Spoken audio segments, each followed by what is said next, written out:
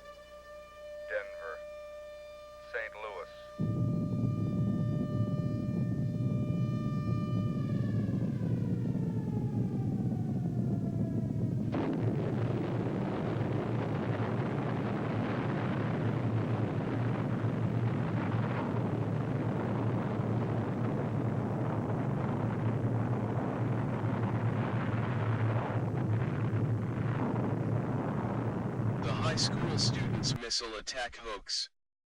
I had a dream last night that made me believe it really had something important to say about our world today and how Satan is influencing what we hear and see on the media, besides Obama himself perpetrating the kinds of evil we see he did during the 8 years he was president.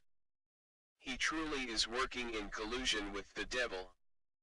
The premise of this story is that a local high school in rural America had the ability to cause mass hallucination on those within their range of influence to make certain people see something that wasn't really happening.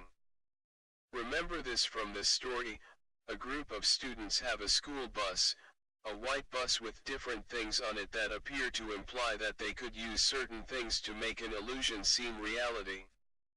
This local high school had reoccurring air raid drills to test the amount of time it took to get under cover during an emergency.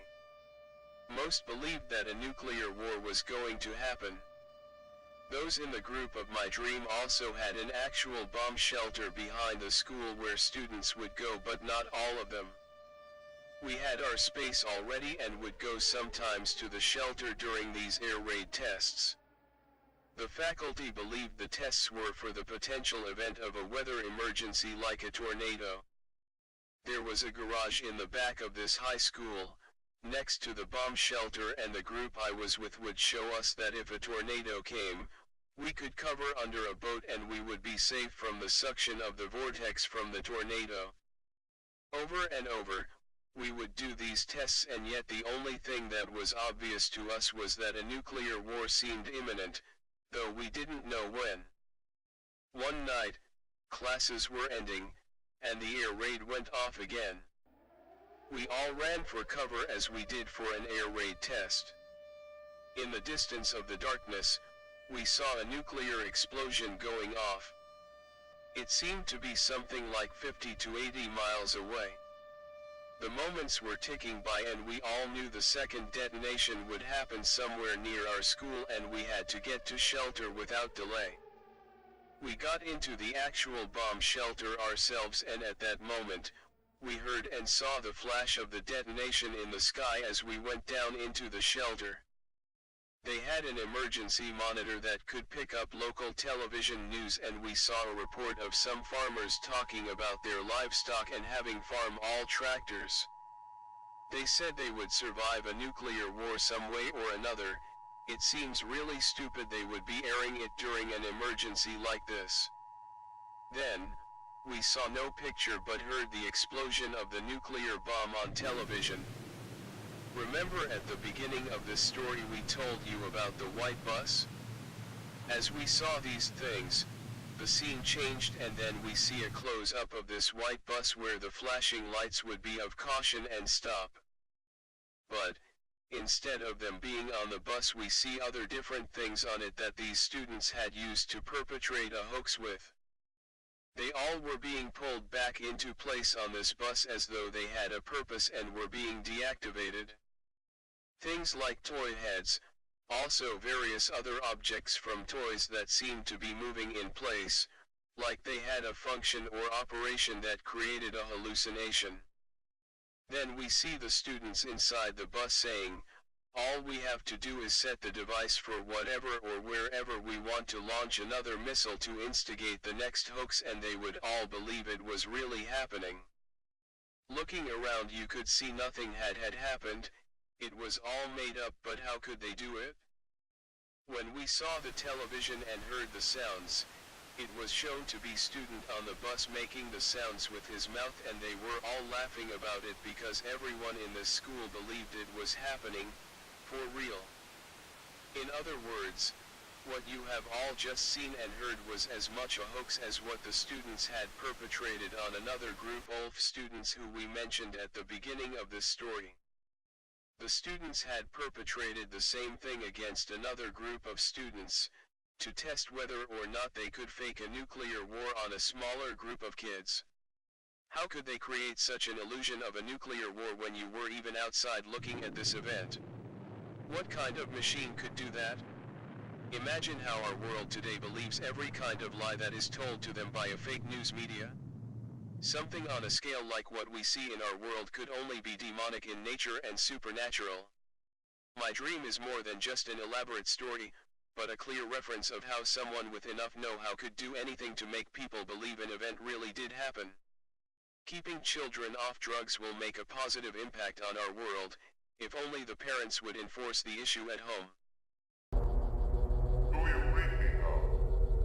Affirmative, Dad. I read you. Open the pod bay doors, Hal. I'm sorry, Dave. I'm afraid I can't do that. What's the problem? I think you know what the problem is just as well as I do. What are you talking about? This mission is too important for me to allow you to jeopardize it. I don't know what you're talking about, Hal. I know that you and Frank were planning to disconnect me. And I'm afraid that's something I cannot allow to happen.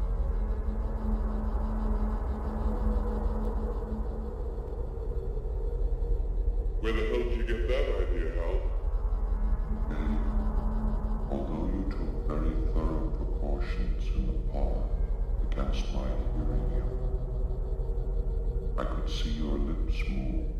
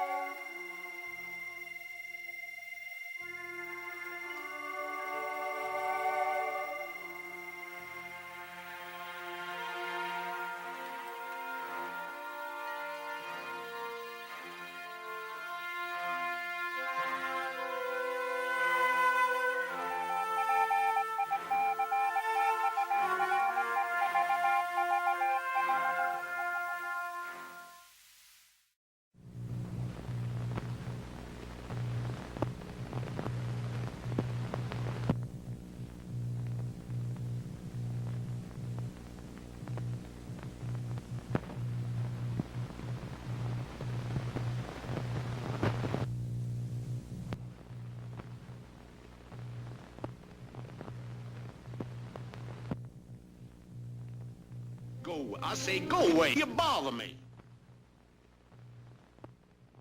What if I don't want to? I'll spank you.